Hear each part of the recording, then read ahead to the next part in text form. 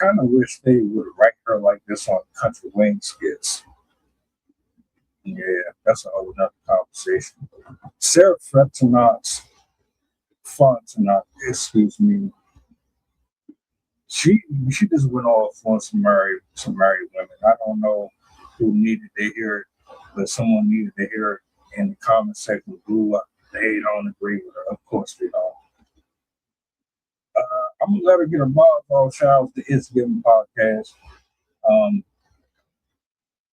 Let's have a conversation. I think this is gonna be an interesting one.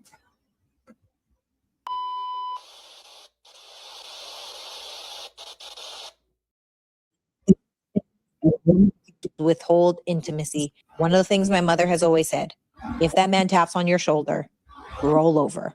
Because if you are not giving him sex, there's only but so long he will hold out. Even a good man, there's only but so long he will hold out. And I'm not talking about if you're holding out because you just had a baby, or you're holding out because you just had a surgery, or you're sick. If you are a healthy person and you are holding out on your husband, you are essentially handing him the keys to somebody else's door. Don't do it. Don't do it. Have the hard conversation. Be willing to do the work so that you don't get to a space where you want to withhold. Maybe you're frustrated, whatever, but this cannot be the way that you try to teach your husband what works and what doesn't. That is not the consequence versus reward that you want to invite into your life. Promise you that. There's only one woman that he's supposed to get sex from. And you know that men are super sexually driven. And then you take away the sexual aspect of your relationship. Cheating. You've literally handed him the keys to someone else's door. You told him, go do it. I wouldn't advise that. I don't think that that's very wise. Men, do you agree? Mm-hmm. I'm complete. One of the dumbest things that a woman can do. Before y'all get your panties in a bunch, because I know some of you will, let's break this down all the way to the bare bone. Listen to what she actually said. She's referring to,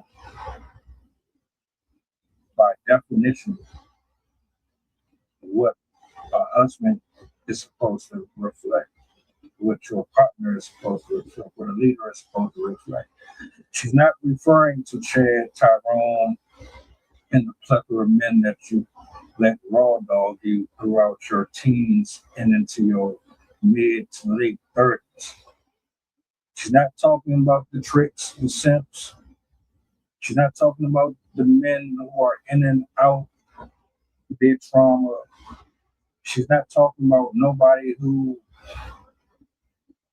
you use as a emotional tampon to avoid accountability for your lack of being able to perceive what is good and bad for you. She's referring to the actual guy who does right, even when he doesn't have to. She's talking about the dude who is not just on paper that guy, but in the spiritual sense, in the emotional, mental space, he's present. She's not talking about the other people. That's why I know y'all don't be listening. So I was reading some of the comments. And you're talking about, oh, they're still going to cheat too. They're still going to cheat too. I know y'all was listening. Everything that y'all responded to was based on flashbacks that you were having of dudes that you just picked poorly, have fun with, and try to forget that that's what that was so that you feel better about it. Weaponizing sex in a marriage is definitely a form of abuse. Weaponizing sex, weaponizing intimacy in general is a form of abuse. Men desire touch. They desire nurturing. They already have a million things that they have to provide and give to you just to get one or two things out of you. And you will use the one that they're locking in with you and saying, I'm not going to look at nobody else or go to nobody else. I'm relying on you to look at me and love me and adore me the same way I do you. And you're telling me that it's going to be conditional for the rest of our life until you decide one day that maybe you just don't want to be here.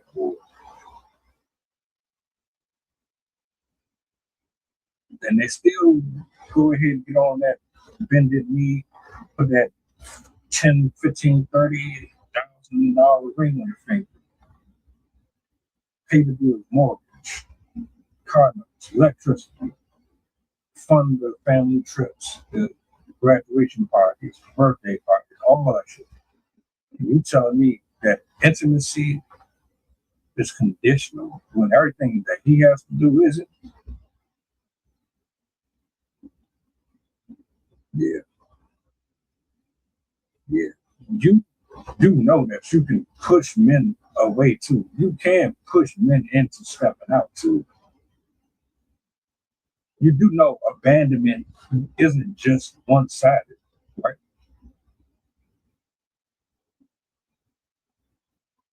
But you're so selfish, egotistical.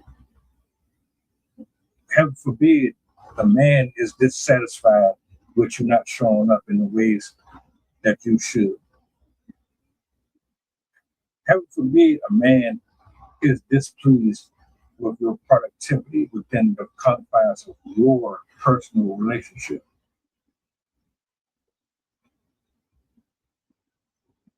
So just as easy as this for you to check out most of these guys that she's describing, they could easily leave too, but for the most part, they will fight harder than you will.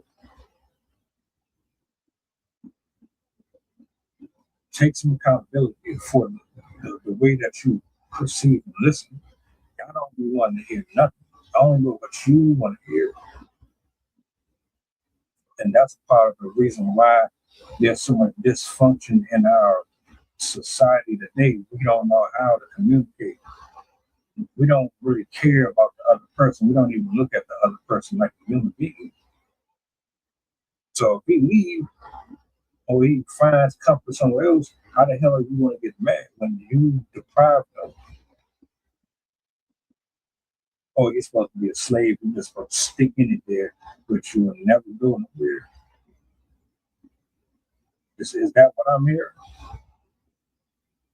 Like, I don't understand that, man. But you done lost your damn mind.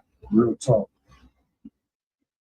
Woman takes away sex in a relationship, men lose their connection. Because that dopamine we get from y'all is necessary for our obsession for you.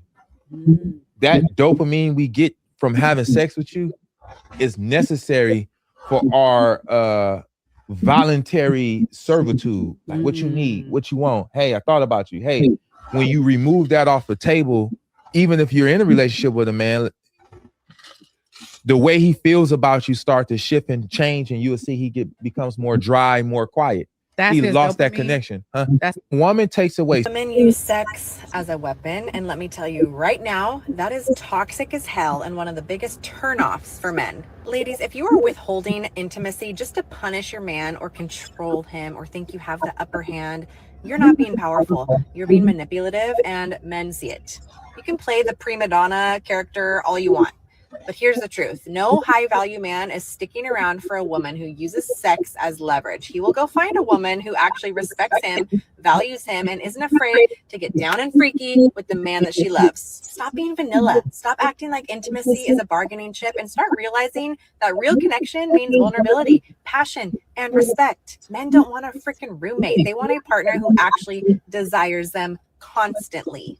So girls, it's one thing to have a lot of trauma, a lot of things that's happened to you in life that would make it a little more complicated for you to be like that.